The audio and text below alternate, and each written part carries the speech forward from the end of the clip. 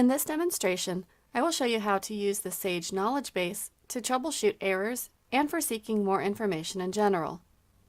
To quickly access the link to the Sage Knowledgebase, head to the Sage HRMS home screen, if you're not already there, and click on the link titled Sage Customer Support. From there, you are directed straight to the Sage Knowledgebase. In the search box, key in the error you received or the topic you wish to gather more information on. Note there is a link below the search box that provides general search tips, so if you're having trouble with your search results, review the search tips for ideas.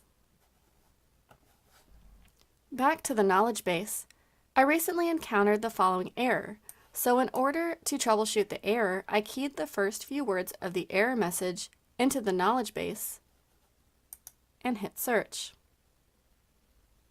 The first entry in the results, error posting payments, was exactly the solution I was looking for. You can also use the knowledge base to find more information on a topic, such as expressions for benefits.